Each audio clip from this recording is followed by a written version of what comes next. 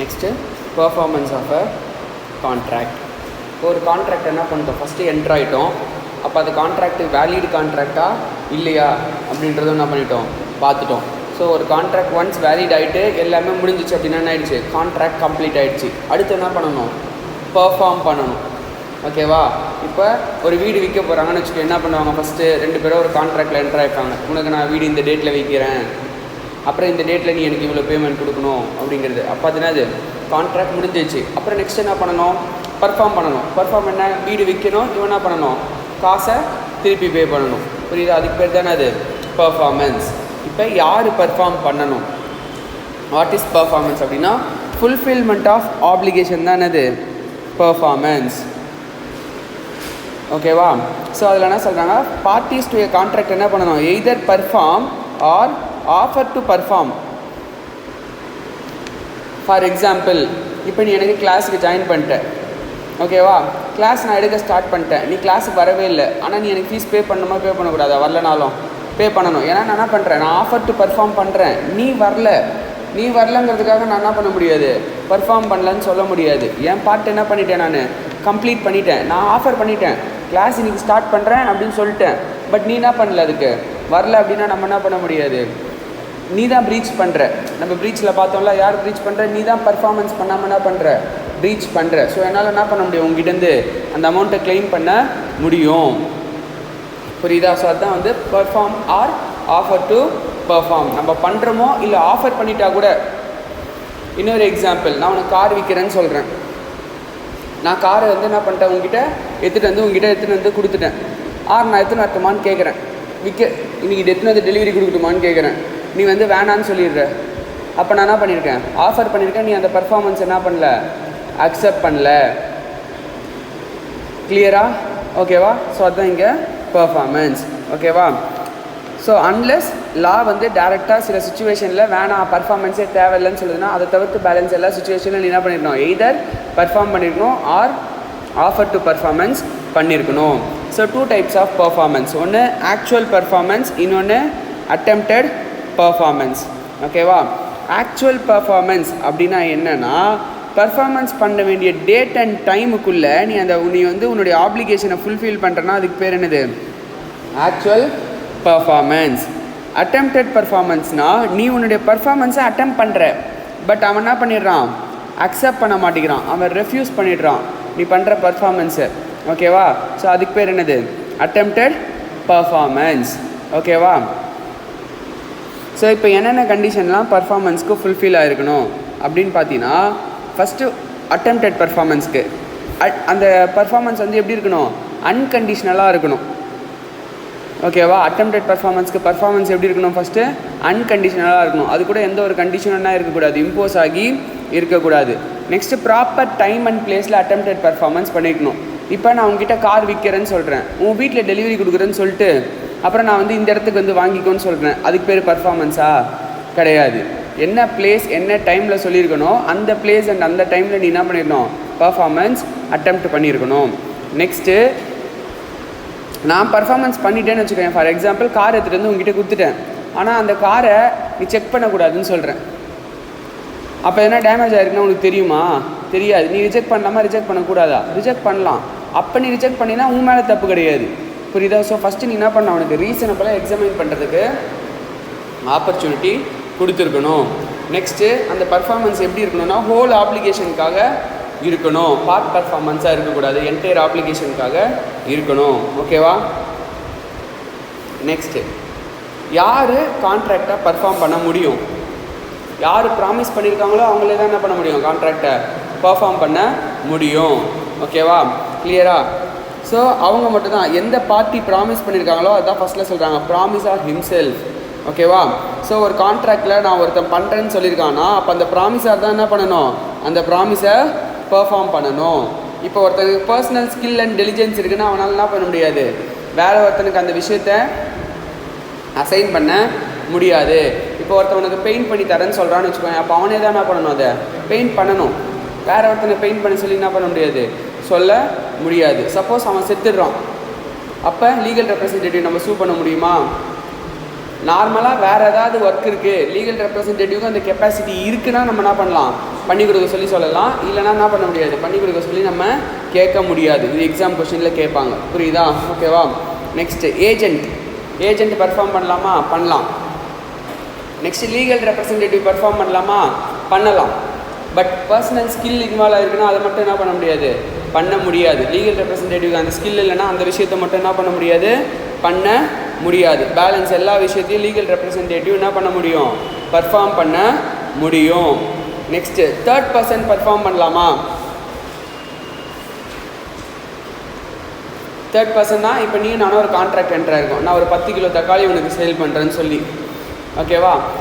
இப்போ நான் சொல்கிறேன், நான் என்னால் வந்து அது அந்த டேட்டில் கொடுக்க முடியல, நான் என்ன சொல்கிறேன், வேறு ஒருத்தனை போய்ட்டு நீ ஒரு டெலிவரி கொடுத்துரு, நம்ம அப்புறமா நம்ம பார்த்துக்கலாம், நீ அவனுக்கு இந்த டேட்டில் டெலிவரி மட்டும் கொடுத்துருன்னு சொல்கிறேன். அப்போ அந்த தேர்ட் பர்சன் எடுத்துகிட்டு வந்து கொடுக்கும்போது நீ அக்செப்ட் பண்ணிக்கிற. அக்செப்ட் பண்ணிவிட்டு அதுக்கப்புறமா நீ சொல்கிற, நம்ம 2 பேர் தானே கான்ட்ராக்ட் என்ட்ரானோ, நீ தானே எனக்கு கொடுத்துருக்கணும், அவன் எப்படி எனக்கு கொடுக்கலாம், நீ எனக்கு பர்ஃபார்ம் பண்ணு அப்படின்னு சொல்லி நீ என்ன கேட்க முடியுமா? கேட்க முடியாது. ஏன்னா நீ என்ன பண்ணுற, தேர்ட் பர்சனுடைய பர்ஃபார்மன்ஸை நீ எனக்கு பதிலாக என்ன பண்ணிக்கிறாங்க, அக்செப்ட் பண்ணிக்கிற. அப்படி அக்செப்ட் பண்ணிட்டீங்கன்னா திருப்பி என்கிட்ட என்ன பண்ண முடியாது, பர்ஃபார்ம் பண்ணுன்னு சொல்லி கேட்க முடியாது. ஓகேவா? நெக்ஸ்ட்டு ஜாயிண்ட் ப்ராமிஸார், 2 பேரும் சேர்ந்து ஒரு ப்ராமிஸ் பண்ணுறாங்க. அப்போது ஒருத்தன் அந்த ப்ராமிஸை ஃபுல்ஃபில் பண்ணவொடனே இன்னொருத்தங்கிட்ட கேட்க முடியாது. நீயும் உன் ஃப்ரெண்டும் சேர்ந்து ஒருத்தங்கிட்ட வந்து 1 லட்ச ரூபா கடன் வாங்கியிருக்கீங்க, உன் ஃப்ரெண்டு அதை அடைச்சிட்டான்.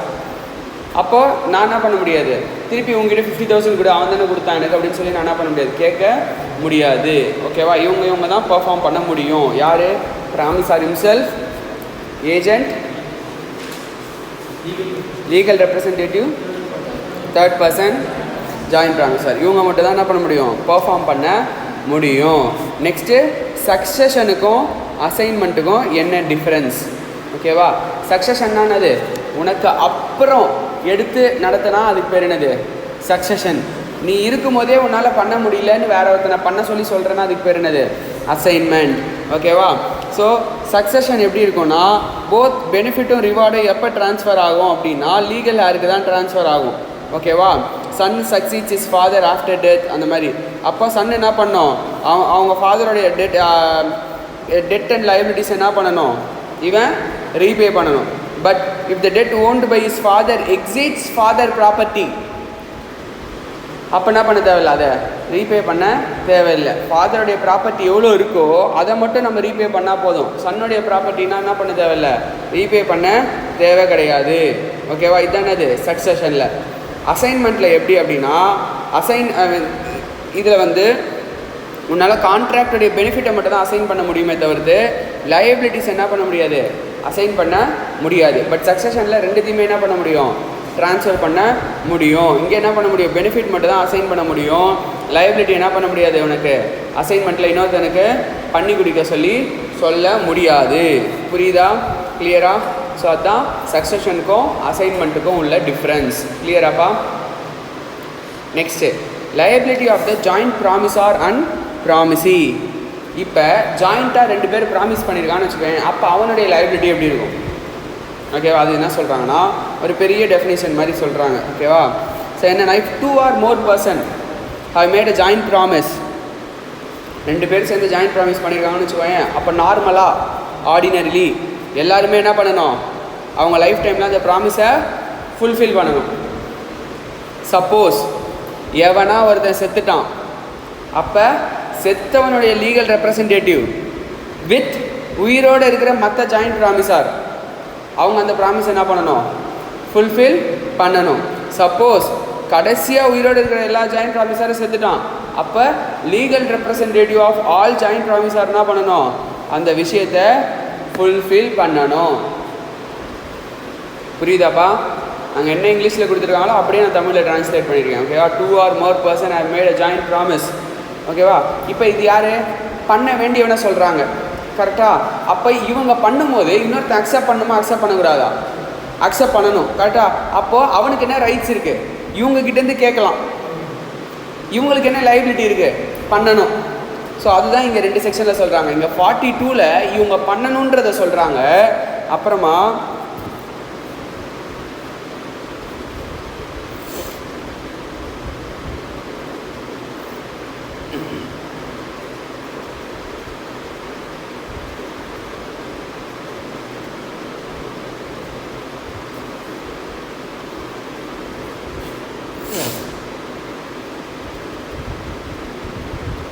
சரி ஓகே, அது வரும்போது சொல்கிறேன். வேறு ஒரு செக்ஷனில் அவங்க என்ன பண்ணுவாங்க, அக்செப்ட் பண்ணணும் அப்படின்னு என்ன பண்ணியிருப்பாங்க சொல்லியிருப்பாங்க. கிளியரா? இவங்க பண்ணணும், அவங்க என்ன பண்ணலாம், அவங்க இவங்ககிட்டேருந்து ரைட்ஸை கிளைம் பண்ணலாம் அப்படின்னு சொல்லியிருப்பாங்க. இது ரைட் ஆஃப் த ஜாயிண்ட் ப்ராமிசி 2.101. இவனுக்கு ப்ராமிஸாருக்கு லைபிலிட்டினா ப்ராமிஸிக்கு அது என்னது ரைட். பெயில்மெண்ட்டில் பார்த்தோம்ல, இவனுக்கு கடமைனா அவனுக்கு என்ன உரிமை. அந்த மாதிரி இவனுக்கு அது லயபிலிட்டி, இவனுக்கு அது ஆப்ளிகேஷன் டு டூ அப்படின்னா அவனுக்கு என்னது அது ரைட் டு ரிசீவ், அந்த மாதிரி right to accept from this person. So இங்கேயும் அதே தான் சொல்லுவாங்க.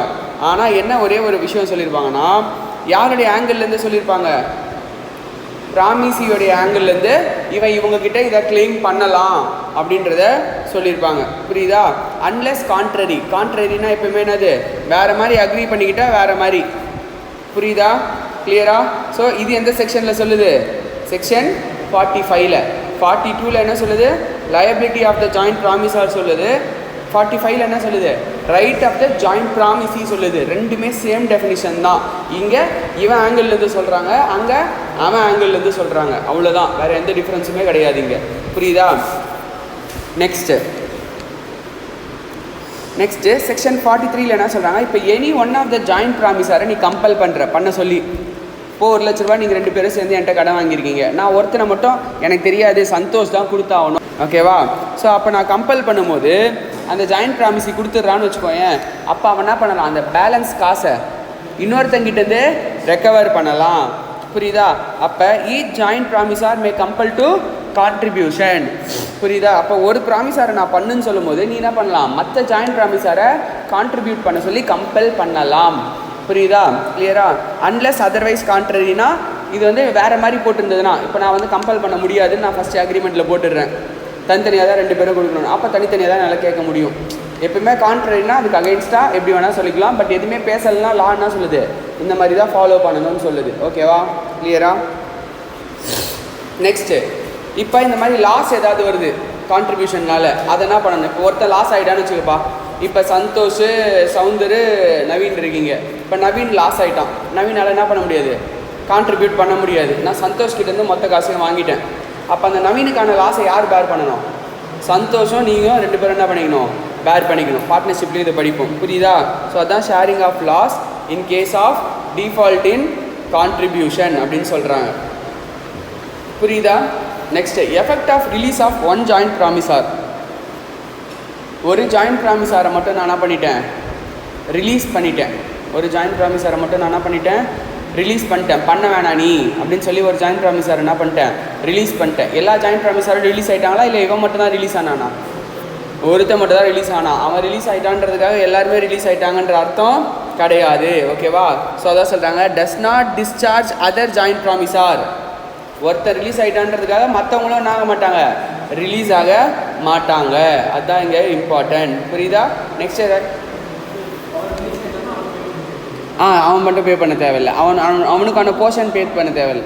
அது வந்து யார், நான் தானே ரிலீஸ் பண்ணுறேன், நீ மொத்தமாக தான் வாங்குற, நீ மொத்தமாக வாங்கினாலும் நான் என்ன சொல்கிறேன், சரி பரவாயில்லப்பா நான் மன்னிச்சு விட்டுடுறேன், உன்னை மட்டும் மன்னிச்சு விட்டுடுறேன். நீ சொல்கிற நான் மொத்தமாக 3 பேரும் சேர்ந்து வாங்குறீங்க, 30,000 வாங்குறீங்க, 90,000 வாங்கியிருக்கீங்க. நீ வந்து என்கிட்ட ரொம்ப கெஞ்சுற, இந்த மாதிரி வந்து என்னால் பேவே பண்ண முடியல, எனக்கு கொஞ்சம் ரிலீஸ் பண்ணி விடுங்க அப்படி இப்படின்னு, உங்கள் வீட்டு வேலை செய்கிறேன் அது செய்கிறேன் அந்த மாதிரி சொல்கிறேன்னு வச்சுக்கோங்க. நான் என்ன பண்ணுறேன், உன்னை சரி ஓகேன்னு ரிலீஸ் பண்ணிடுறேன். உன்னை ரிலீஸ் பண்ணிட்டேன்றதுக்காக அவங்க 2 பேரும் அந்த ப்ராமிஸ்லேருந்து ரிலீஸ் ஆகிட்டாங்களா? கிடையாது. ஓகேவா? நீ எப்படி வேணால் வாங்கிருக்கலாம், நான் உன் போர்ஷனை மட்டும் தான் ரிலீஸ் பண்ணியிருக்கேன். மற்றவங்க என்ன பண்ண, எனக்கு நீ ஏதோ ஒரு விஷயத்தில் என்னை காப்பாற்றி கொடுத்துருக்க, எதுவாக வேணால் இருக்கலாம்.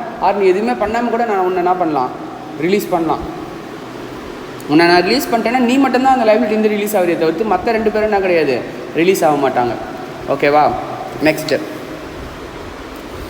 Time and place for performance. Next என்னது, time and place for performance. ஓகேவா? டைம் அண்ட் பிளேஸ் ஃபார் பர்ஃபார்மன்ஸில் என்ன சொல்கிறாங்க அப்படின்னா, இப்போ இதில் 3 சுச்சுவேஷன் நம்ம ஃபஸ்ட்டு ஒரு விஷயம் மட்டும் அண்டர்ஸ்டாண்ட் பண்ணிக்கணும். Application made, application not made அப்படின்னு சொல்லுவாங்க. இதில் அப்ளிகேஷன் மேட்னா என்னென்னா, நீ சொன்னதுக்கப்புறம் செய்கிறதுக்கு பேர் என்ன, அப்ளிகேஷன் மேடு. நீ சொல்லாமே செய்யணுன்றதுக்கு பேர் என்ன, நோ அப்ளிகேஷன் மேட். ஓகேவா? கிளியரா? புரியுதா? இப்போ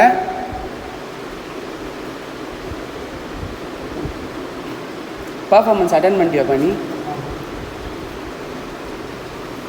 இப்போ time for performance of promise, என்ன டைம் வந்து ப்ராமிஸை நம்ம பண்ணணும். ஓகேவா? இப்போ நீ கடையில் போய் ஒரு டிவி வாங்குறப்பா, அவன் எந்த டைமுக்குள்ளே அந்த டிவி உனக்கு என்ன பண்ணணும், டெலிவரி பண்ணணும், எப்போ பர்ஃபார்ம் பண்ணணும், புரியுதா? ஸோ அங்கே அதுதான் இங்கே நம்ம பார்க்குறோம். ஓகேவா? ஸோ ஃபஸ்ட்டு சுச்சுவேஷனில் என்ன சொல்கிறாங்கன்னா, no application is to be made. அப்போனா நீ சொல்லி அவன் செய்யணுன்றதே கிடையாது.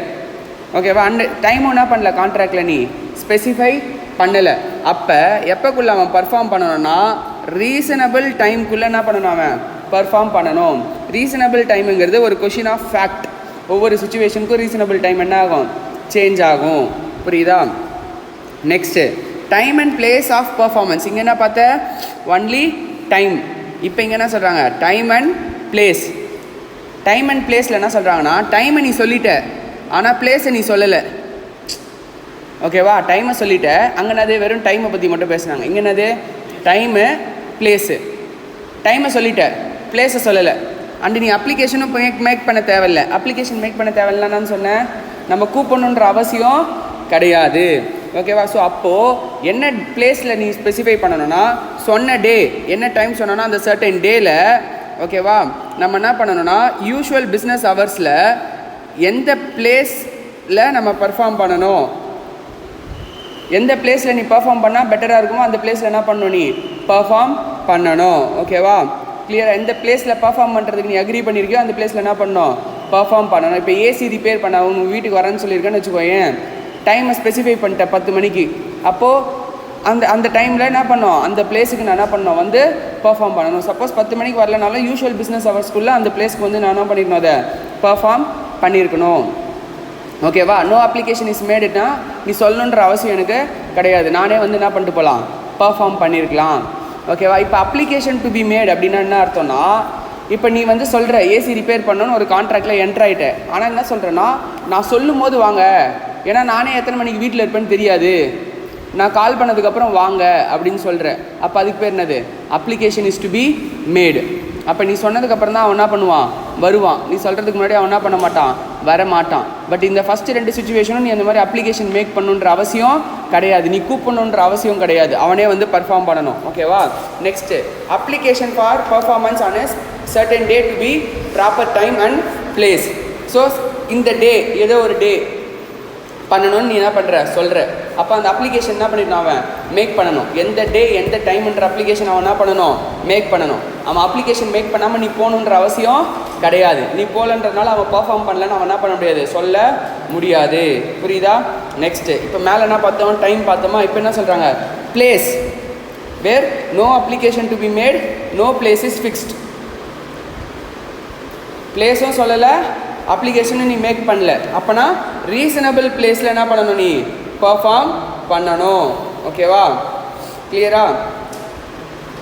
நெக்ஸ்ட்டு ஆர் எல்லாத்தையும் நான் சொல்லிட்டேன், இந்த டேட்டில் இந்த டைமில் இத்தனை மணிக்கு எனக்கு இந்த டைமில் நீ வந்து என்ன பண்ணிக்கணும், பர்ஃபார்ம் பண்ணிக்கணும் அப்படின்னு நான் ப்ரிஸ்கிரைப் பண்ணிட்டேன்னா நீ என்ன பண்ணணும், அந்த டேட்டில் அந்த டைமில் அந்த இதுக்கு நீ என்ன பண்ணிடணும், போயிட்டு பர்ஃபார்ம் பண்ணியிருக்கணும். கிளியராப்பா? ஓகேவா? Next performance of a reciprocal promise. என்னது? Performance of a reciprocal promise. Reciprocal ப்ராமிஸ்னால் என்ன சொல்கிறாங்கன்னா, இப்போ நானும் பண்ணணும் நீயும் பண்ணணும். எக்ஸாம்பிள், இப்போ இந்த ஃபோன் கடைக்கு போகிற, ஃபோன் வாங்குறாங்க, நீ எதாவது கான்ட்ராக்ட் என்ட்ரி ஆகிறியா, என்ன ப்ராமிஸ், ரெசிப்ரோக்கல் ப்ராமிஸ். இந்த கையில் காசு கொடு, இந்த கையில் ஃபோன் வாங்கிட்டு போ. ஒரு மளிகை கடைக்கு போகிற, பிஸ்கெட் பாக்கெட் வாங்குற, இந்த கையில். இதுவே கிரெடிட் கொடுக்குறவன் தனியாக இருப்பான், அதே மளிகை கடைக்காரன் வேறு ஒருத்தனை கடன் கொடுப்பான், உனக்கு கொடுக்க மாட்டான். கரெக்டா இல்லையா? ஏன்னா ரெசிப்ரோக்கல் ப்ராமிஸ் எப்படி வேணா இருக்கலாம், காசுன்றது மட்டும் கிடையாது, வேறு விஷயம் கூட என்ன இருக்கலாம், இன்வால்வ் ஆகிருக்கலாம். நீ எனக்கு இதை பண்ணு, நான் உனக்கு இதை பண்ணுறேன்னு கூட என்ன இருக்கலாம், நீ இன்வால்வ் ஆகிருக்கலாம். புரியுதா? ஸோ சம்திங் இன் ரிட்டன் தான். ஓகே, சம்திங்ன்றது இங்கே என்ன கிடையாது, மணி கிடையாது. கரெக்டாக இல்லையா? கன்சிடரேஷன்ன்றது ஒன்லி மணி டேர்ம்ஸு கிடையாது. ஓகேவா? ஸோ ரெசிப்ரோக்கல் ப்ராமிஸ்னால், இப்போ ஃபார் எக்ஸாம்பிள் நான் உங்ககிட்ட ரெசிப்ரோக்கல் ப்ராமிஸ் என்ட்ரு ஆகிறேன். இப்போ என்னென்னா, இந்த டேட், இன்றைக்கி என்ன டேட்டு, 17th ஜூலை 10 o'clock நீ எனக்கு ஒரு 40,000 ஒர்த்தில் ஐஃபோனை நீ எனக்கு சேல் பண்ணணும், நான் உனக்கு இந்த கையில் பேமெண்ட்டை கொடுப்பேன் அப்படின்னு சொல்கிறேன். ஓகேவா?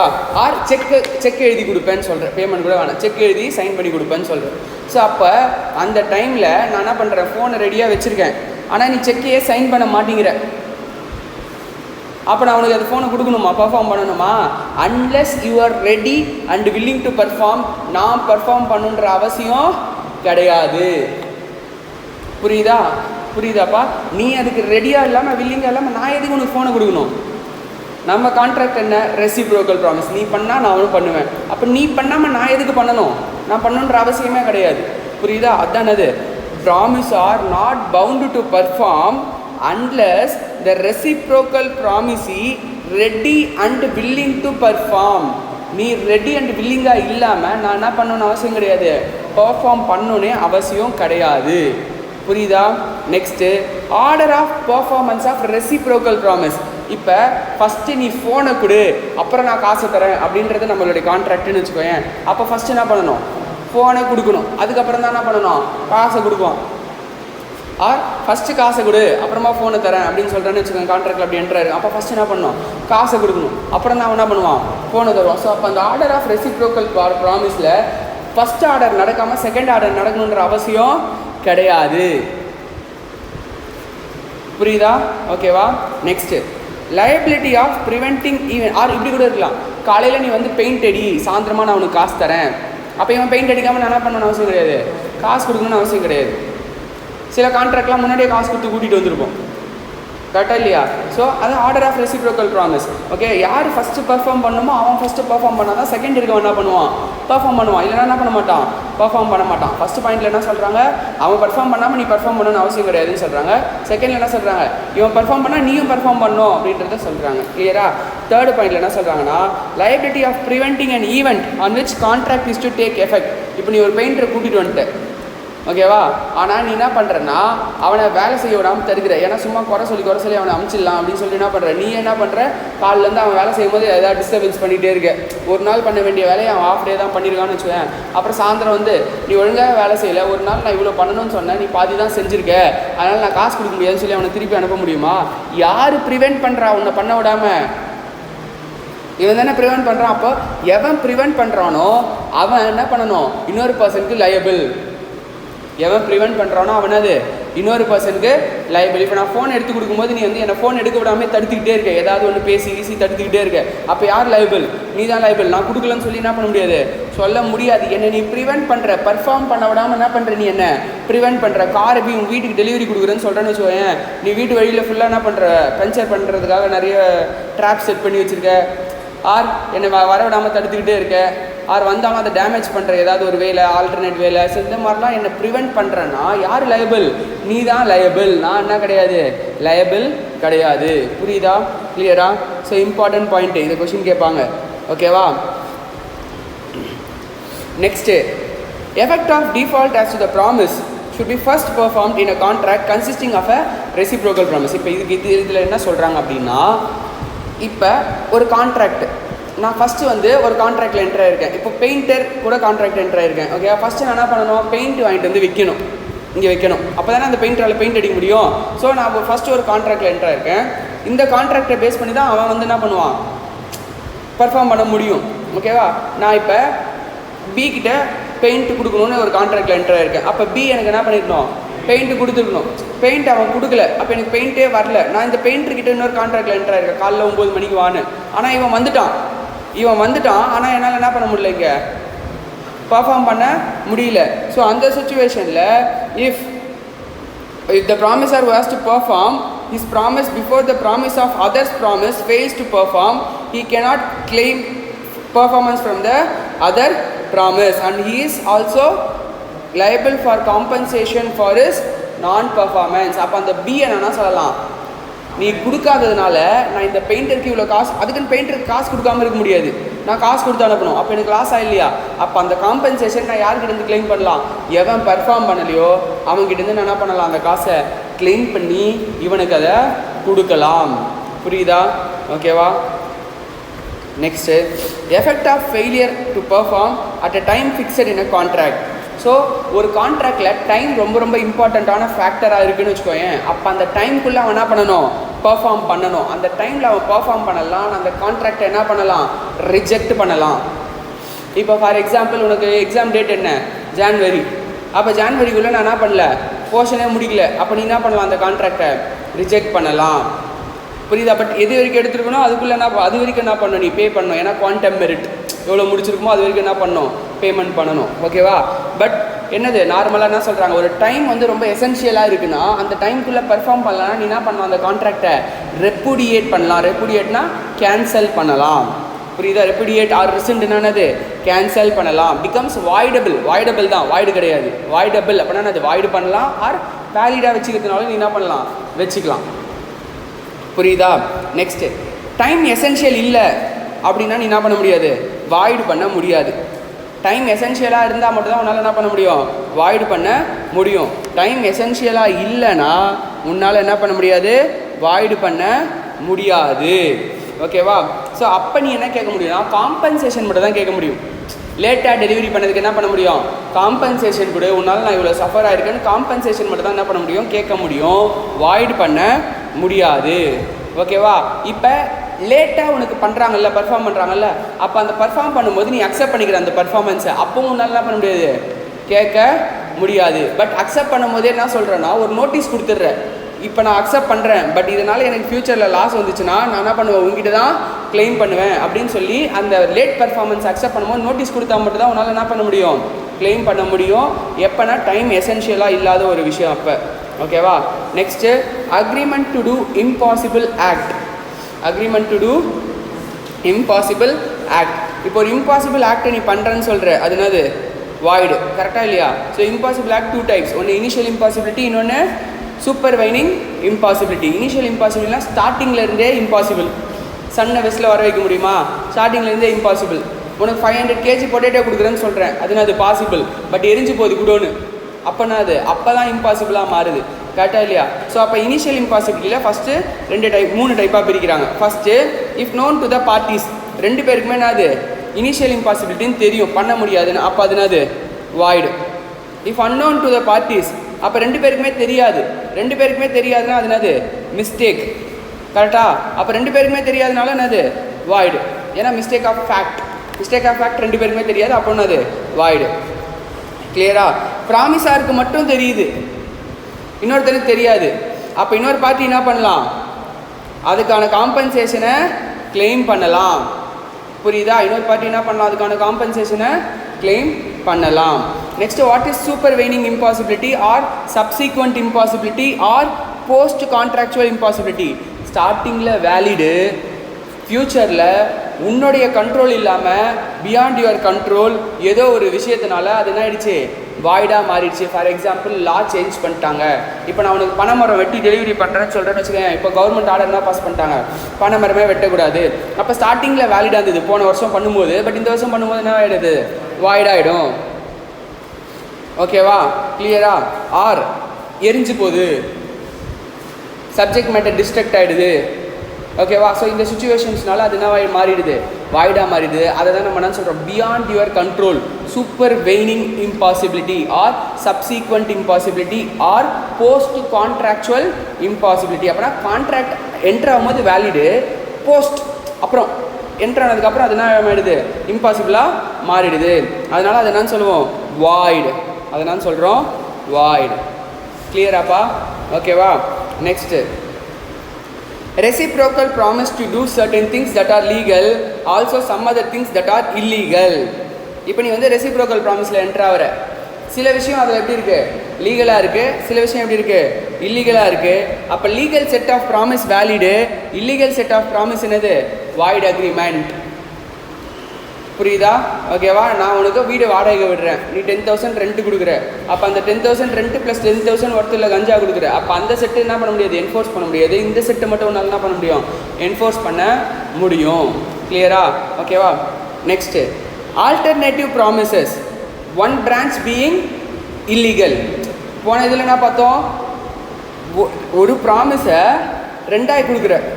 இங்கே என்னன்னா ஆல்டர்னேட்னா என்ன சொல்கிற, நீங்கள் எனக்கு கிளாஸ் எடுங்க, நான் உங்களுக்கு என்ன பண்ணுறேன், எதர் 10,000 ரூபா பேமெண்ட் பண்ணுறேன் ஆர் உங்களுக்கு 10 கிலோ கஞ்சா சப்ளை பண்ணுறேன். பட் அங்கே அப்படி கிடையாது, பார்ட் கேஷும் பார்ட் அங்கே அண்ட் கண்டிஷன், இதுவும் பண்ணுற அதுவும் பண்ணுற. அப்படி பண்ணும்போது இது வேலிடு, அதுனா இது இன்வேலிடு. பட் இங்கே என்ன சொல்கிறாங்க, இது அல்லனா அது பண்ணுற அப்படின்னு சொல்கிற. அப்போ இது இல்லைனா அதுன்னு சொல்லும்போது எது வேலிடோ லீகலோ அதை என்ன பண்ண முடியும், உன்னால் கிளைம் பண்ண முடியும். பட் எது இல்லீகலோ அந்த பிரான்ச் என்ன பண்ண முடியாது, கிளைம் பண்ண முடியாது.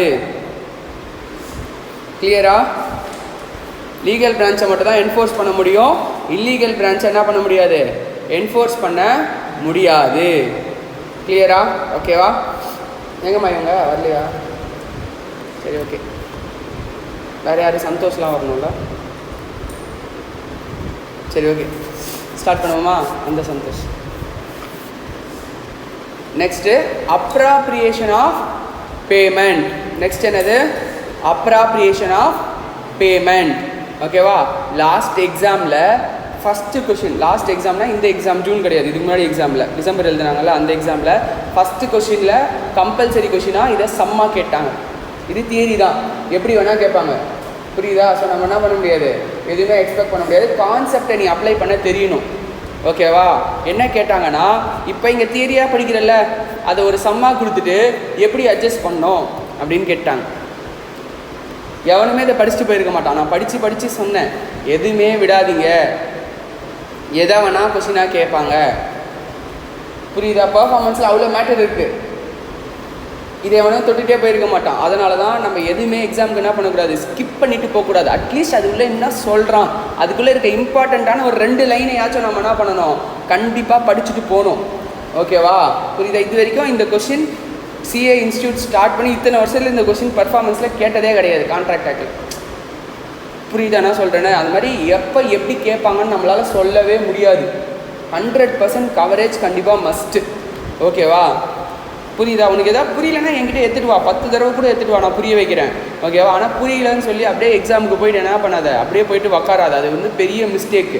புரிகிற வரைக்கும் ரிப்பீட் பண்ணு, அதுதான் நெக்ஸ்ட்டு ஃபேக்டர். ஒரு தடவை என்கிட்ட காதில் வாங்கிட்டு அப்படியே விட்டுறாது. அதை என்ன பண்ணு, போட்டு பாரு, என்ன சொல்கிறோம் திருப்பி படித்து பாரு. ஓகேவா? அப்போ தான் அது புரியும் நமக்கு. ஓகேவா? Next appropriation of payment. ஓகேவா? ஸோ இதில் என்ன சொல்கிறாங்கன்னா, இப்போ டெட்டார் கிரெடிட்டார்னு 2 பேர் இருக்காங்கன்னு வச்சுக்கேன். நீ ஒருத்தங்கிட்டேருந்து என்ன பண்ணியிருக்க, கடன் வாங்கியிருக்க. ஓகேவா? நிறைய கடன் வாங்கியிருக்க. 1 lakh ஒன்று, 50,000 ஒன்று, 70,000 ஒன்று, இந்த மாதிரி 3 கடன் வாங்கியிருக்கேன்னு வச்சுக்கோயேன். ஃபஸ்ட்டு சுச்சுவேஷனில் என்ன சொல்கிறாங்கன்னா, application of payment where debt to be discharge is indicated. இப்போ நீ என்ன பண்ணுற, அவனுக்கு ஒரு 60,000 பேமெண்ட் பண்ணுற. இப்போ அந்த 60,000 அவன் எந்த பேமெண்ட்டுக்கு அகேன்ஸ்டாக அட்ஜஸ்ட் பண்ணுவான்? 1 lakh அகேன்ஸ்டாக பண்ணுவானா, 50,000 அகேன்ஸ்டாக பண்ணுவானா, 70,000 அகேன்ஸ்டாக பண்ணுவானா? ஃபஸ்ட்டு என்ன சொல்கிறாங்க, இண்டிகேட்டட்னா என்ன, நீ எதுக்கு சொல்கிறியோ அதுக்கு அகேன்ஸ்டாக தான் அவன் என்ன பண்ணுவான், செட் ஆஃப் பண்ணுவான். அவன் சொல்கிறான் 50,000 அகேன்ஸ்டாக அட்ஜஸ்ட் பண்ணிக்கோ, பேலன்ஸ் இருக்கிறது 70,000 அகேன்ஸ்டாக அட்ஜஸ்ட் பண்ணிக்கோன்னு சொல்கிறான். அப்போ நீ என்ன பண்ணணும், அதே மாதிரி தான் அட்ஜஸ்ட் பண்ணணும். புரியுதா? அவன் எப்படி சொல்கிறானோ அதே வேலை தான் நீ என்ன பண்ணணும், அட்ஜஸ்ட் பண்ணணும். அவன் சொல்கிற வேலை தான் நீ என்ன பண்ணணும், அப்ளை பண்ணணும். புரியுதா? இது ஃபஸ்ட்டு ஸ்டேஜ். செகண்டில் என்ன சொல்கிறான், டெட் இஸ் நாட் இண்டிகேட்டட். எப்படி டிஸ்சார்ஜ் பண்ணுறதுன்றது என்ன பண்ணல, நீ இண்டிகேட் பண்ணல. 60,000 கொடுத்துட்டு அப்படியே விட்டுட்டு எதுவுமே நீ சொல்லலை. அப்போ என்ன பண்ணலாம், எது ஃபஸ்ட்டு எனக்கு எக்ஸ்பைரி ஆகிற மாதிரி இருக்கும். ஏன்னா 3 வருஷத்துக்கு மேலே என்கிட்ட என்ன பண்ண முடியாது, என்னால் இன்னொருத்தங்கிட்ட காசு கொடுன்னு கேட்க முடியாது. டைம் பார்த்து டெட் ஆகிடும் 3 வருஷத்துக்குள்ளே கொடுக்கலனா, கரெக்டாக இல்லையா? ஸோ அப்போ நான் என்ன பண்ணிக்கலாம், என்னுடைய பெனிஃபிட்டுக்கு ஏற்ற மாதிரி எது ஃபஸ்ட்டு வந்திருக்கோ அதுக்கு அகேன்ஸ்டாக அந்த பேமெண்ட் என்ன பண்ணிக்கலாம், நான் அட்ஜஸ்ட் பண்ணிக்கலாம். புரியுதா? பட் என்னால் என்ன பண்ண முடியாதுன்னா, எங்கள் 2 பேருக்கு ஏதோ ஒரு பிரச்சனை இருக்குது, ஏதோ ஒரு பேமெண்ட்டில் கோர்ட்டில் கேஸ் போயிட்டுருக்கு, அதுக்கு அகேன்ஸ்டாக என்ன பண்ண முடியாது, அட்ஜஸ்ட் பண்ண முடியாது. எது டிஸ்பியூட் இல்லாமல் இருக்கோ அதுக்கு அகேன்ஸ்டாக என்ன பண்ணிக்கலாம், நான் அட்ஜஸ்ட் பண்ணிக்கலாம். பட் இதுக்கு அகேன்ஸ்டாக என்ன பண்ண முடியாது, அட்ஜஸ்ட் பண்ண முடியாது. புரியுதா? சம்மா கேட்டாங்க, எப்படி இந்த பேமெண்ட் அட்ஜஸ்ட் பண்ணுவேன் அப்படின்னு. அப்படி என்ன பண்ணணும், இந்த ப்ரொவிஷனை எழுதிட்டு அந்த சம்மை என்ன பண்ணணும், நீ சால்வ் பண்ணி காட்டணும், இப்படி அட்ஜஸ்ட் பண்ணுவேன் அப்படின்னு. புரியுதானா சொல்கிறேன்னு? கான்செப்சுவலாக எழுதணும். ஓகேவா? நெக்ஸ்ட்டு, இப்போ 2 பேருமே அப்ராப்ரியேட் பண்ணலை. ஓகேவா? 2 பேருமே என்ன பண்ணல, பிரிக்காமல் வாங்கினதை இவனும் அப்படியே வச்சுட்டு இருக்கான், அவனும் என்ன பண்ணிட்டு இருக்கான், கொடுத்துக்கிட்டே இருக்கான். 2 பேருமே இங்கே வா 2 பேருமே என்ன பண்ணல, அப்ராப்ரியேட் பண்ணலை. ஓகேவா? ஸோ அந்த சுச்சுவேஷனில் ஆர்டர் ஆஃப் டைமுக்கு ஏற்ற மாதிரி என்ன பண்ணிக்கலாம், அப்ராப்ரியேட் பண்ணிக்கலாம். அப்படி இல்லைனா ப்ரொபோர்ஷனேட்டாக அப்ராப்ரியேட் பண்ணிக்கலாம். இப்போ எல்லா டெட்டும் ஈக்குவலாக இருக்குது, ஆர் வேறு அமௌண்ட்டில் இருக்குது. அப்படின்னா இந்த 60,000 என்ன பண்ணிக்கலாம், 3த்துக்கும் ப்ரொபோர்ஷனேட்டாக 60,000 1 lakh 1 lakh is to 50,000 is to 70,000 என்ன ரேஷியோ வருதோ அந்த ரேஷியோ 10:5:7 ரேஷியோவில் என்ன பண்ணிக்கலாம் அட்ஜஸ்ட் பண்ணிக்கலாம். புரியுதா? கிளியரா? லாஸ்ட் அட்டெம்ப்டில் கம்பல்சரி கொஷினில் கேட்டாங்க. ஸோ மிஸ் பண்ண முடியாது. கம்பல்சரி கொஷின்னா அது நீ அட்டன் பண்ணியே ஆகணும். அது என்ன பண்ண முடியாது, அதனால் சாய்ஸில் விட முடியாது. ஓகேவா? கொஷின் பேப்பர் பேட்டர்ன் எப்படி இருக்குன்னா, கொஷின் நம்பர் 1 வந்து எப்படி இருக்கும், கம்பல்சரி கொஷின். பேலன்ஸ் 2 to 6 இருக்கும். ஓகேவா? அந்த 2 to 6ல் எத்தனை கொஷின் இருக்குது, 5 கொஷின் இருக்கா? இந்த 5 கொஷினில் நீ என்ன பண்ணிக்கலாம், 4 கொஷின்ஸ் அட்டன் பண்ணிக்கலாம். ஏதாவது ஒரு கொஷின் விட்டுடலாம். ஓகேவா? பட் கொஷின் நம்பர் 1 உன்னால் என்ன பண்ண முடியாது, விட்டுட்டு வர முடியாது. சப்போஸ் நீ கொஷின் நம்பர் 2 to 6 எல்லாமே அட்டன் பண்ணிட்ட, 1 விட்டுட்டு அப்படின்னாலும் உனக்கு என்ன ஆயிடுச்சு, 20 மார்க்ஸ் போயிடுச்சு. 100 மார்க்ஸ் நீ எழுதி வச்சுட்டு வந்தாலும் 20 மார்க்ஸ் கிடையாது. ஏன்னா கொஷின் நம்பர் 1 என்னது, கம்பல்சரி கொஷின். அதை நீ அட்டன் பண்ணியே ஆகணும். இப்போ 12th கூட அந்த மாதிரி பேட்டர்ன் எடுத்துகிட்டு வந்துட்டாங்க. கரெக்டாக இல்லையா? ஓகேவா?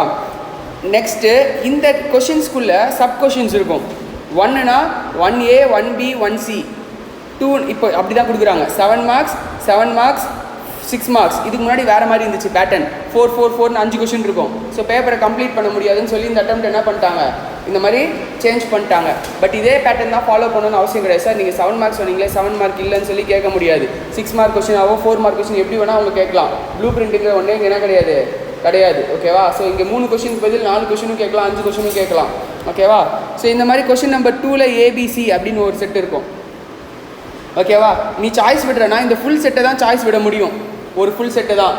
இப்போ உனக்கு 2Aல தெரியுது, 6Bல தெரியுது, அப்படிலாம் வந்து கன்ஃபியூஸ் பண்ணி என்ன பண்ண முடியாது, எழுத முடியாது. ஓகேவா? அண்ட் ஒரு கொஷினை ஸ்டார்ட் பண்ணுற அப்படின்னா அந்த செட்டை முடிக்காமல் இன்னொரு செட்டுக்கு என்ன பண்ணக்கூடாது, நீ போகக்கூடாது. இப்போ நீ 3A ஸ்டார்ட் பண்ணிட்டேன்னா 3BC கம்ப்ளீட் பண்ணிட்டு தான் என்ன பண்ணணும், வேறு செட்டுக்கு போகணும். இன்பிட்வீனில் செட்டை என்ன பண்ணக்கூடாது, 3A எழுதிட்டு 2B எழுதிட்டு 4C எழுதிட்டு மறுபடி 3B அந்த மாதிரிலாம் எழுதக்கூடாது. கிளியரா? ஒரு செட்டை ஸ்டார்ட் பண்ணுறேன்னா அந்த செட்டை கம்ப்ளீட் பண்ணிட்டு தான் போகணும். பட் அந்த செட்டுக்குள்ளே நீ இன்டர்சேஞ்ச் பண்ணிக்கலாம். ஃபஸ்ட் எடுத்தோன்னே கொஷின் நம்பர் 6 அட்டன் பண்ணலாமா, அட்டன் பண்ணிக்கோ. கொஷின் நம்பர் 6ல் 6C எழுதுறியா எழுதிக்கோ. அதுக்கப்புறம் 6A எழுதுறியா எழுதிக்கோ, 6B எழுதுறியா எழுதிக்கோ. ஆனால் 6ஐ ஃபுல்லாக கம்ப்ளீட் பண்ணாமல் நெக்ஸ்ட் கொஷின் உன்னால் என்ன பண்ணக்கூடாது, போகக்கூடாது. அப்படி போயிட்டீங்கன்னா அவங்க அது முடிஞ்சிச்சுன்னு தான் கன்சிடர் பண்ணுவாங்க. லாஸ்ட் அட்டன் பண்ணியிருக்கனால மார்க் கொடுக்க மாட்டாங்க. புரியுதா? உனக்கு ஆன்சர் பேப்பர் ஃபஸ்ட் பேஜ்லேயே தெளிவாக மென்ஷன் பண்ணியிருப்பாங்க. இப்படி தான் நீ வந்து என்ன பண்ணணும், ஆன்சரை ப்ரெசென்ட் பண்ணணும். ஈச் கொஷினையும் புது பேஜில் ஸ்டார்ட் பண்ணணும். இப்போ 6Aனா 6A ஃப்ரெஷ் பேஜில் ஸ்டார்ட் பண்ணணும். 6Bனா 6B ஃப்ரெஷ் பேஜில் ஸ்டார்ட் பண்ணணும். 6Aனா 6A போட்டுட்டு அதுக்கப்புறம் BC இப்படி போடக்கூடாது. ஈச் கொஷினுக்கான ஆன்சருக்கான இதுவும் எப்படி இருக்கணும், டிஸ்டிங்டிவாக இருக்கணும். அப்போ டிஸ்டிங்டிவாக இருக்கணும்னா 6A 6B 6C அப்படின்னு தான் நீ என்ன பண்ணணும், ஆன்சரை ப்ரெசென்ட் பண்ணியிருக்கணும். ஏன்னா இப்போ நீங்கள் 6A 6B 6C எழுதும் போது வெறும் 6A மட்டும் எழுதிட்டு B இப்படியே போட்டுட்டேன்னு வச்சுக்கோயேன். அதுக்கப்புறம் 5C அட்டன் பண்ணுற தெரியாமல் இப்படி C போட்டினா உனக்கு மிஸ்டேக் சான்ஸ் இருக்கா இல்லையா? அதனால் அவங்க என்ன சொல்லுவாங்க, எல்லாத்தையுமே டிஸ்டிங்டிவாக தனித்தனியாக காட்டணும். புரியுதா? ஈச் கொஸ்டின் ஒரே ஒரு லைன் நீ எழுதினா கூட அந்த பேஜை விடு, பிரச்சனையே கிடையாது. அவங்களுக்கு 100 அடிஷ்னல் ஷீட் கேட்டால் கூட என்ன பண்ணுவாங்க, கொடுப்பாங்க. உன்னுடைய மெயின் ஆன்சர் புக்கே 28 பேஜஸ் இருக்கும்.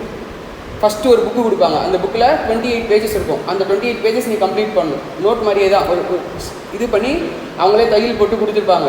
28 பேஜஸ் இருக்கும். அதை தாண்டி போனீங்கன்னா என்னது அடிஷ்னல் வேணா என்ன பண்ணிக்கலாம், நீ வாங்கிக்கலாம். எத்தனை அடிஷ்னல் வேணுமோ நீ என்ன பண்ணிக்கலாம், வாங்கிக்கலாம். பிரச்சனையே கிடையாது. மேக்ஸிமம் 40 பேஜுக்கு மேலே எழுத மாட்டேன். ஓகேவா? அதுக்குள்ளே ஃபைனலாக 40-45 பேஜஸ் மேலே எழுத மாட்டோம். அவ்வளோதான் எழுதுவோம் மேக்ஸிமம். ஓகே, எல்லாத்தையுமே நீ எழுதுனா கூட அதுக்கு மேலே வராது கண்டென்ட். கிளியராக? ஸோ இதுதான் application appropriation of payment. Last டைமில் என்ன பண்ணாங்க, லாஸ்ட் எக்ஸாம் கம்பல்சரி கொஷினில் கேட்டாங்க. ஓகேவா? ஸோ ஒரு தடவை நல்லா இந்த அப்ராப்ரியேஷன் ஆஃப் பேமெண்ட்டை இன்னொரு தடவை நல்லா பார்த்துக்கோ. கேட்கலாம், கேட்காம போகலாம். ஓகேவா? ஆனால் என்ன பண்ணு, பார்த்துக்கோ. எக்ஸாம் கொஷினை வச்சு ரெஃபர் பண்ணி பாரு. புரியுதா? இப்போ என்ன தியரி பண்ணியிருக்கோமோ அந்த ஆன்சர் அங்கே புரியுதா, அந்த கொஷின் பேப்பர்லேருந்து இன்ஃபர்மேஷன் எடுக்க முடியுதா அப்படின்னு பாரு. நான் உனக்கு அப்புறமா கொஷின் கொடுக்குறேன். ஓகேவா? கேஸ் ஸ்டடி பேஸ்டு போகும்போது நம்ம அந்த கொஷின்ஸ்லாம் டிஸ்கஸ் பண்ணுவோம். கிளியரா? Next, contracts need not be performed. எந்தெந்த கான்ட்ராக்ட்ஸை நீ பெர்ஃபார்ம் பண்ணுன்ற அவசியம் கிடையாது. ஓகேவா? So first, effect of novation, rescission and alteration அப்படின்ற ஒரு 3 பிரின்சிபல் இங்கே சொல்கிறாங்க. செக்ஷன் 62லேருந்து 67 வரைக்கும். ஓகேவா? அதில் ஃபஸ்ட்டு நொவேஷன் அப்படின்றதுனால என்ன பண்ண தேவையில்லை, ஒரு கான்ட்ராக்டை நீ பெர்ஃபார்ம் பண்ண வேண்டியதில்லை அப்படின்னு சொல்கிறாங்க. நொவேஷன்னால ஒரு கான்ட்ராக்ட் என்ன பண்ண தேவையில்லை, பெர்ஃபார்ம் பண்ண தேவையில்லை. ஓகேவா? என்ன நொவேஷன் அப்படின்னா, original contract is substituted by the new contract. என்ன ஆயிடுது? Original contract is substituted by the new contract. அப்போ ஒரிஜினல் கான்ட்ராக்டை பண்ணுன்ற அவசியம் கிடையாது.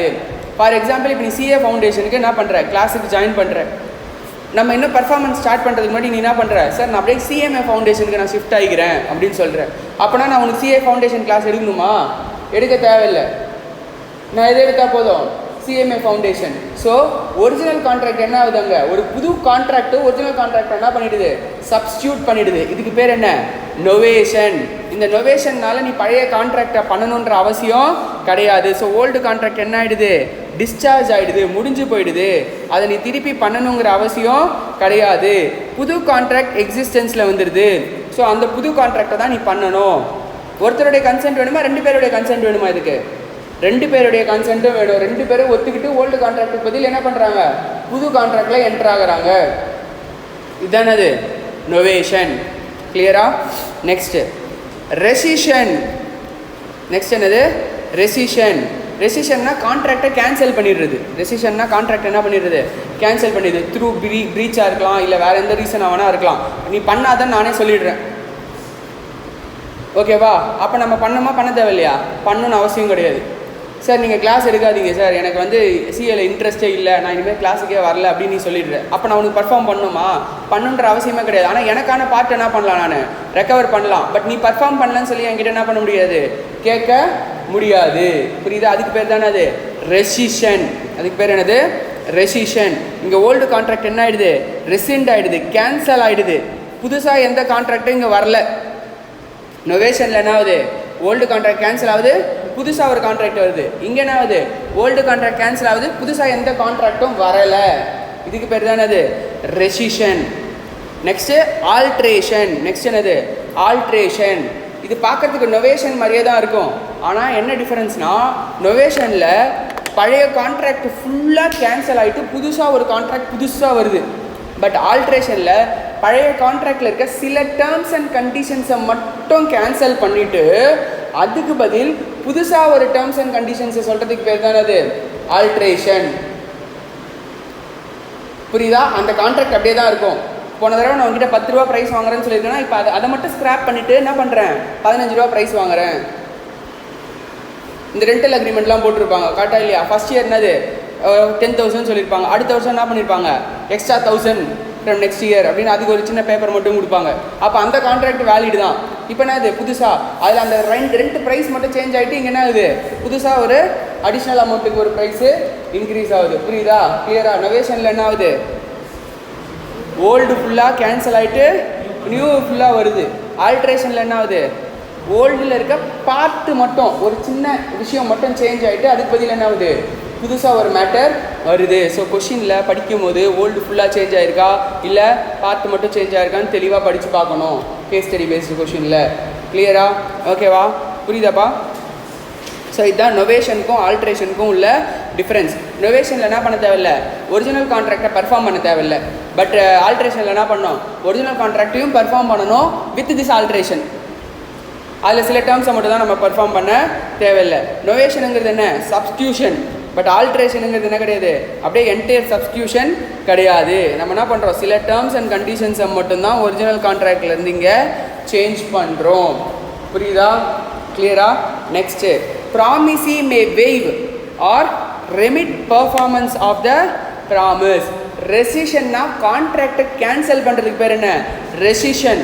நான் என்ன சொல்கிறேன், ரிசைன் பண்ணாமல் வெய்வ் பண்ணுறேன். உன்னை பண்ண வேணான்னு சொல்லி என்ன பண்ணுறேன், வெய்வ் பண்ணுறேன். இப்போ ஃபார் எக்ஸாம்பிள் அந்த சிங்கர் நம்ம சொன்னோமா 5 நாள் வரணும், அதில் 3 நாள் வந்துட்டு 1 நாள் லீவ் போட்டா நான் என்ன பண்ணலாம், ரெசிண்ட் பண்ணலாம். ரெசிண்ட் பண்ணிட்டேன்னா இதுக்கப்புறம் அந்த சிங்கர் பர்ஃபார்ம் பண்ணுமா, பர்ஃபார்ம் பண்ண தேவை கிடையாது. எத்தனை நாள் பண்ணாலும் அது வரைக்கும் காசு வாங்கிட்டு வெளில போகலாம். அது என்னது, ரெசிஷன். வெய்வ் ஆஃப்னா நான் சரி இன்னைக்கு அவள் வரலையா, சரி போ பர்ஃபார்ம் பண்ணலன்னா பரவாயில்லன்னு விட்டு கொடுத்துட்றேன். அப்போ வெய்வ் ஆஃப் பண்ணதுக்கப்புறம் நெக்ஸ்ட் டே வரும்போது அந்த கான்ட்ராக்ட் வேலிடா இல்லையா, வேலிடு. ஏன்னா நான் என்ன பண்ணிட்டேன், அவளுடைய பர்ஃபார்மன்ஸ் அங்கே என்ன பண்ணிட்டேன், வெய்வ் ஆஃப் பண்ணிட்டேன், விட்டு கொடுத்துட்டேன். பர்ஃபார்ம் பண்ணலனாலும் பரவாயில்ல அப்படின்னு சொல்லி நான் என்ன பண்ணிட்டேன், விட்டு கொடுத்துட்டேன். அப்படி வெய்வ் ஆஃப் பண்ணதுக்கப்புறம் என்னால் என்ன பண்ண முடியாது, திருப்பி அதை கேட்க முடியாது. Waive off or remit. ரெமிட்டுங்கிறது ஹோல்லி பண்ணுறது. வெய்வ் ஆஃப் எப்படி வேணா இருக்கலாம், ஹோல்லியா ஆர் பார்ட்லி இருக்கலாம். 100% வெய்வ் ஆஃப் பண்ணலாம் ஆர் பார்ட்லியும் வெய்வ் ஆஃப் பண்ணலாம். புரியுதாமா? கிளியரா? Next restoration of benefit under voidable contract. Restoration of benefit under voidable contract. What is voidable contract? இந்த coercion undue influence இது மூலமா ஆகுதுன்னு வச்சுக்காது voidable contract. அப்போ அது மூலமா ஒருத்தன் பெனிஃபிட் அடைஞ்சிருக்கானா அப்போ அந்த கான்ட்ராக்டை ரிசைன் பண்ணுறான்ல voidableனா என்ன எய்தர் void பண்ணிக்கலாம் ஆர் வேலிடாக வச்சுக்கலாம். அப்போ void பண்ணனா அவன் என்ன பண்ணணும் ஃபஸ்ட்டு கான்ட்ராக்டை கேன்சல் பண்ணணும். அப்போ அந்த கான்ட்ராக்டை கேன்சல் பண்ணும்போது அவனுக்கு என்ன பெனிஃபிட் வந்துச்சோ அந்த பெனிஃபிட் என்ன பண்ணணும் அவன் ரிட்டர்ன் பண்ணணும். ஃபார் எக்ஸாம்பிள் உன்னை மிரட்டி 10 லட்ச ரூபா ப்ராப்பர்ட்டியை நான் 1 லட்ச ரூபாய்க்கு வாங்கிட்டேன். இப்போ நீ கான்ட்ராக்டை வாய்டு பண்ணணும்னு நினைக்கிறேன். அப்போ வாய்டு பண்ணணும்னா கேன்சல் பண்ணுவேன்.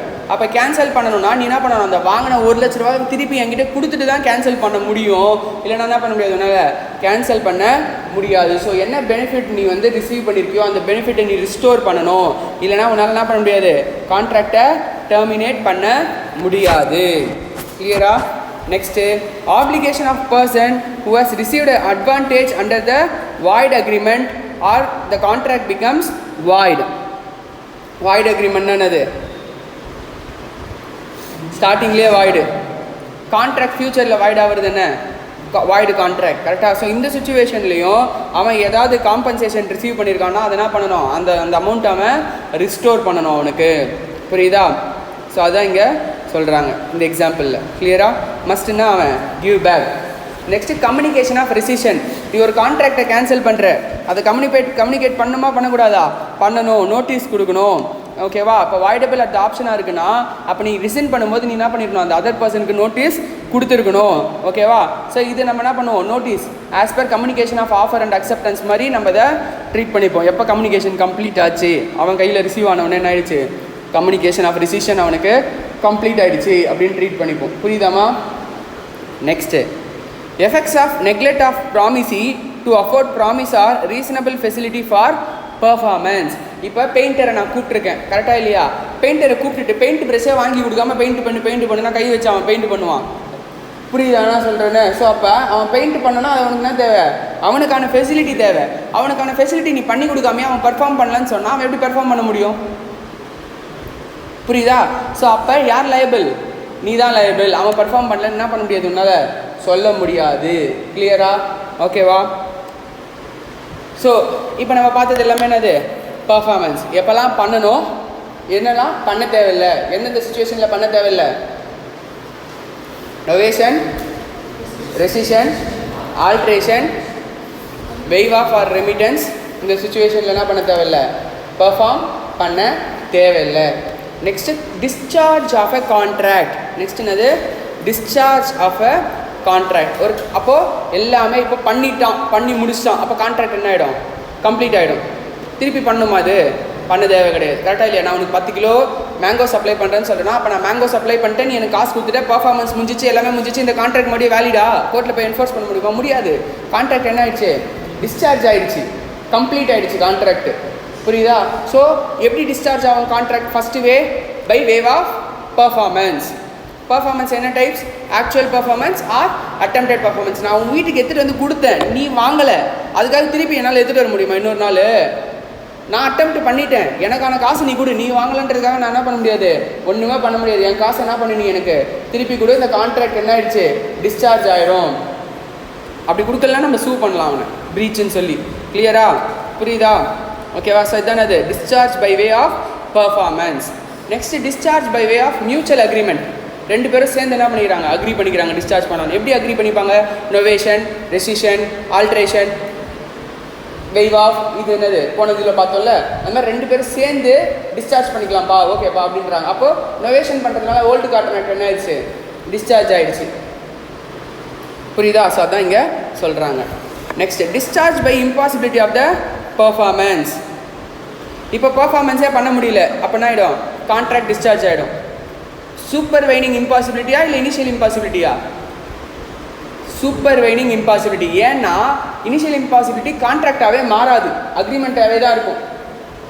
வாய்ட் அக்ரிமெண்ட்டு தான். அப்போ கான்ட்ராக்ட் டிஸ்சார்ஜ் ஆகுதுன்னா எது டிஸ்சார்ஜ் ஆகும்? எது கான்ட்ராக்டாக மாறி இருக்கும்?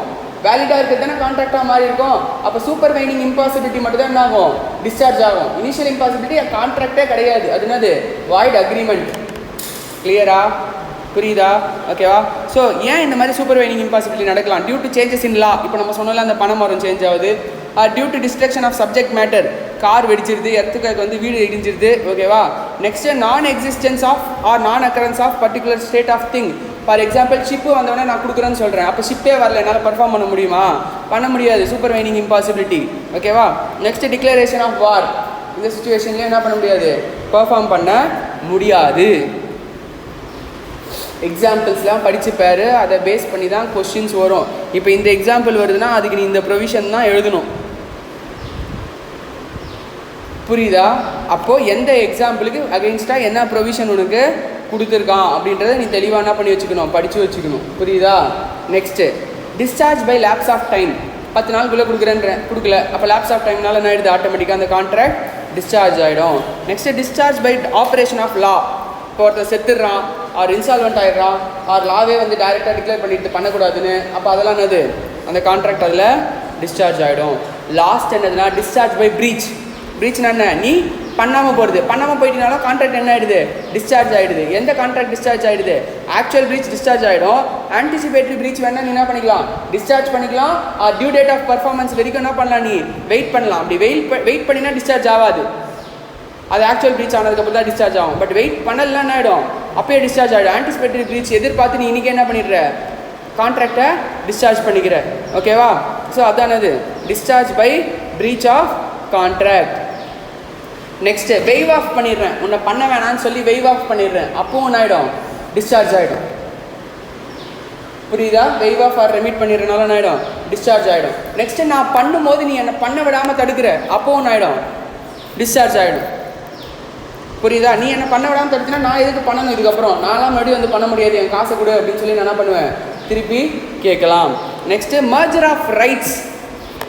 ஃபார் எக்ஸாம்பிள், நீ ஒரு வீட்டில் வாடகை இருக்க,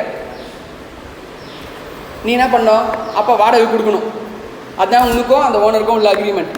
இப்போ அந்த வீடை நீ வாங்கிட்ட, இப்போ அந்த வாடகை கொடுப்பியா, நீ கொடுக்க மாட்டேன். கரெக்டாக இல்லையா? என்ன ஆகிடுது, உன்னுடைய ரைட்ஸ் எப்படி இருக்குது, மர்ஜ் ஆகிடுது.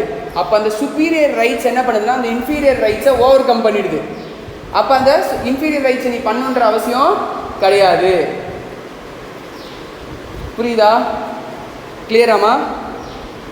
ஓகேவா? ஸோ இதானது மர்ஜர் ஆஃப் ரைட்ஸ். அந்த சுப்பீரியர் ரைட்ஸும் இன்ஃபீரியர் ரைட்ஸும் கோயின்சைட் ஆகி ஒரே பர்சன் கிட்ட வந்துடுது. அப்போ இன்ஃபீரியர் ரைட்ஸ் என்ன ஆயிடுது, சுப்பீரியர் ரைட்ஸ் கூட மர்ஜ் ஆகிடுது. ஸோ இப்படி மர்ஜ் ஆனோடனே இன்ஃபீரியர் ரைட்ஸ் என்ன ஆகிடுது, வேனிஷ் ஆகிடுது. அந்த இன்ஃபீரியர் ரைட்ஸை நீ பண்ணுன்ற அவசியம் கிடையாது. புரியுதா? ஓகேவா? ஸோ இதானது பர்ஃபார்மன்ஸ் ஆஃப் அ கான்ட்ராக்ட். கிளியரா?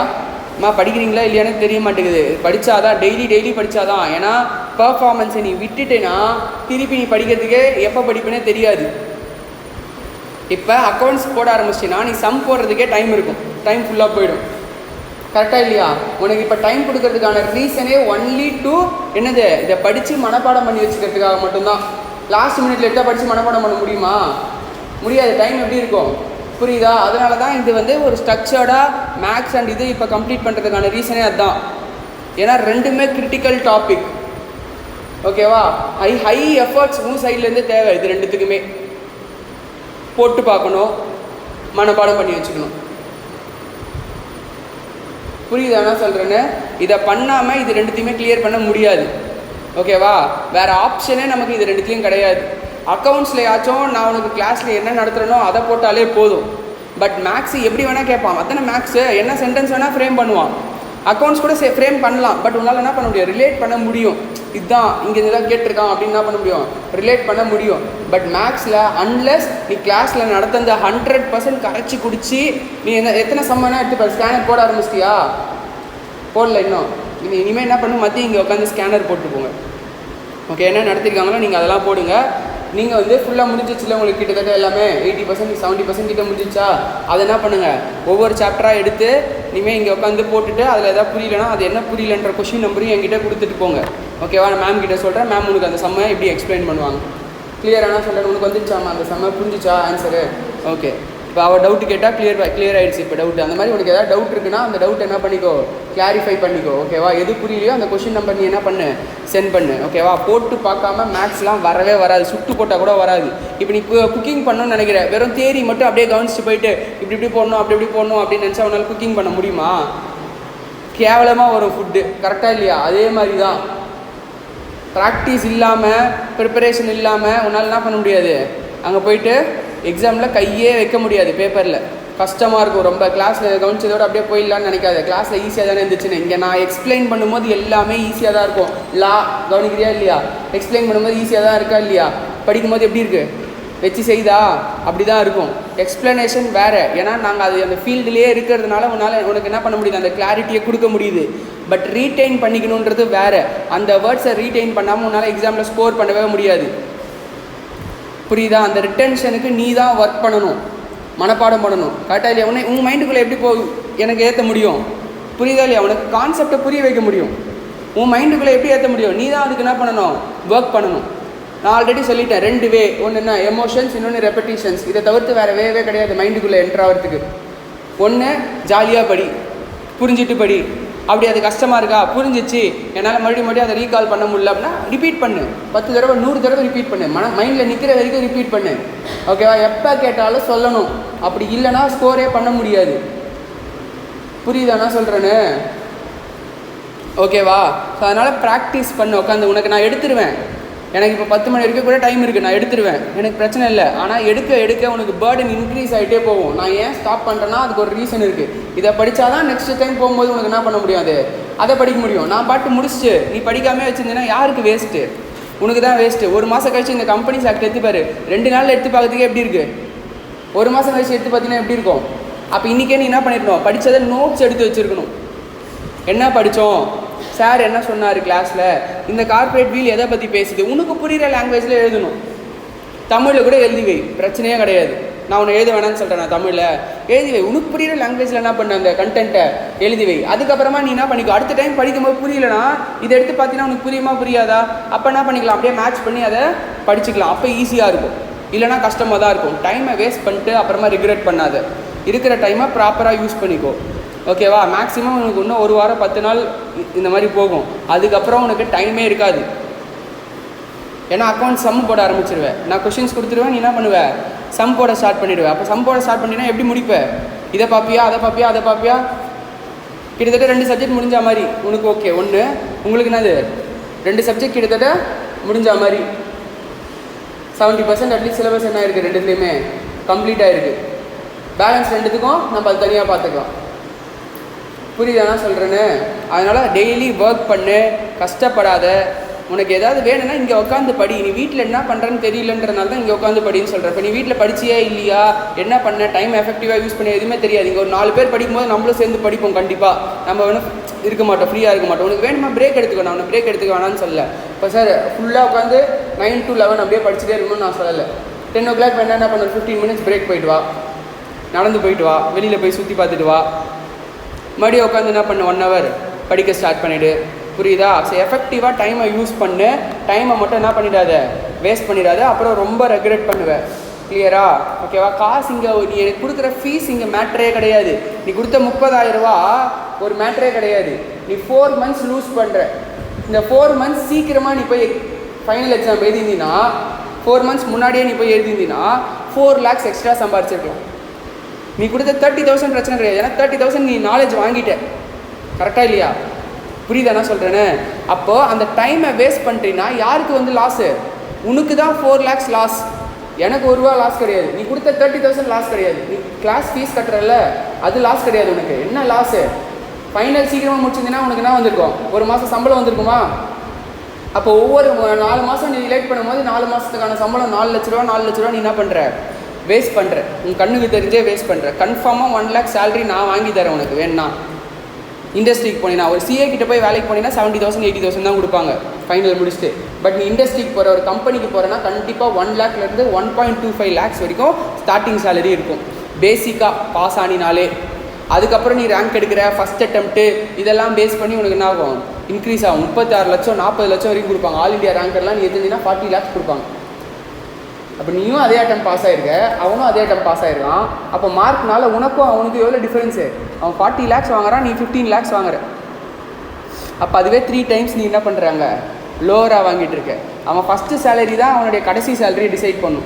ஃபஸ்ட்டு சேலரியிலேருந்து தான் இன்க்ரிமெண்ட் ஆகும். இன்பிட்வீனில் மாறாது. புரியுதா? ஃபஸ்ட்டு நீ எவ்வளோ வாங்குறியோ அதை பொறுத்து தான் உன்னோட இன்க்ரிமெண்ட் இருக்கும். அதனால் ஒரு 2 மாதம் வெயிட் பண்ணால் கூட நல்ல கம்பெனியாக போய் என்ன பண்ணணும், ஜாயின் பண்ணணும், அதிகமாக பே பண்ணுற கம்பெனியாக. அப்போ அதை பேஸ் பண்ணி தான் நெக்ஸ்ட் என்ன பண்ண முடியும், உன்னால் டிமாண்ட் பண்ண முடியும். நீ இப்போ 12 lakhs வாங்கி 20 lakhs கேட்டால் எவனும் கொடுக்க மாட்டான், சிரிப்பான். 12 lakhs வாங்கி 20 lakhs ஏன் கேட்குற அப்படின்னு. புரியுதானா சொல்கிறேன்னு? அதனால் மார்க்ஸ் இம்பார்ட்டண்ட், அட்டெம்ப்ட் இம்பார்ட்டண்ட். கிளியரா? ஃபவுண்டேஷனை பொறுத்த வரைக்கும் அட்டெம்ப்ட் பிரச்சனை கிடையாது, பட் இன்டர் அண்ட் ஃபைனல் கண்டிப்பாக அட்டெம்ப்ட் இம்பார்ட்டண்ட்.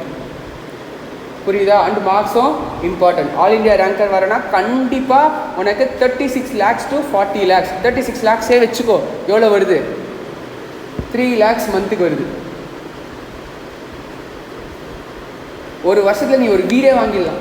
ஒரே ஒரு வருஷம் வேலை செஞ்சினா வீடு வாங்கிடலாம், அடுத்த வருஷம் கார் வாங்கிடலாம். இன்னொரு வருஷம் வேலை செஞ்சுட்டு ஃபிக்ஸட் டெபாசிட் போட்டினா கூட எவ்வளோ வரும் மாதம்? 36 lakhsக்கு 7% இன்ட்ரெஸ்ட்னு வச்சுக்கோ, ஏன் 6% இன்ட்ரெஸ்ட்னு வச்சுக்கோ, எவ்வளோ வருது? கேல்சி வச்சு போடுங்க. கேல்சி வச்சுருக்கீங்களா இல்லையா? எவ்வளோ வருது? எவ்வளோ வருது இயர்லி?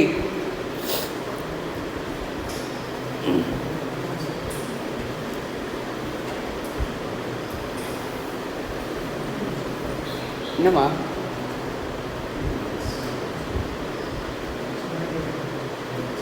5%னா 18,000 வருதா? 6%னா ஒரு 3,600. 22,000 சாரி 1,80,000 ப்ளஸ் 1 lakh. இது எவ்வளோ வருது? 5%னா 1,80,000 வருது. சரி 5% வச்சுக்கோ, டிவைடட் பை 12 போடு. எவ்வளோ வருது? 1,80,000 by 12 15,000 மாதம் வருதா? அப்போ ஃபஸ்ட் இயர் வீடு வாங்கிட்டு, செகண்ட் இயர் லக்ஸரி காரே வாங்கிடுறேன்னு வச்சுக்கோ, 36 lakhsக்கு ஒரு காரே வாங்கிடுறேன்னு வச்சுக்கோ. தேர்ட் இயர் 36 lakhs வருதா? மறுபடியும் ஃபோர்த் இயர் ஒரு 36 lakhs வருதா? ரெண்டுத்தையும் சேர்த்து எவ்வளோ வருது? 72 lakhs வருதா? அப்போ 15 30,000 மாதம் வருதா? அதோட நீ ரிட்டையர்மெண்ட் ஆகிட்டு ஒரு கிராமத்தில் போய் செட்டில் ஆனால் கூட மாதம் உனக்கு கண்டிப்பாக என்ன வரும்? 30,000 இன்ட்ரெஸ்ட் வருமா வராதா? புரியுதா? நான் சொல்கிறேன், 4 வருஷம் வேலை செஞ்சு நீ சும்மா உட்காந்தா கூட உன்னால் என்ன பண்ண முடியும்? லைஃப் டைமுக்கு ஒரு 30,000 ரூபா ஏர்ன் பண்ண முடியும். பட் பிகாம் முடிச்சுட்டு மாதம் நீ 10,000 ரூபா வேலைக்கு காலைல 9 மணிலேருந்து நைட் 9 மணி வரைக்கும் வேலை செய்யணும்.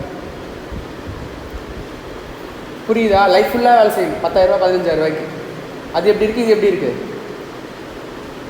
ஓகேவா? சொல்லும் போது எல்லாமே ஜாலியாக தான் இருக்கும். இம்ப்ளிமெண்ட் பண்ணி நீ பாஸ் ஆனினா தான் அதை என்ன பண்ண முடியும், அந்த சக்ஸஸை என்ஜாய் பண்ண முடியும். ஓகேவா?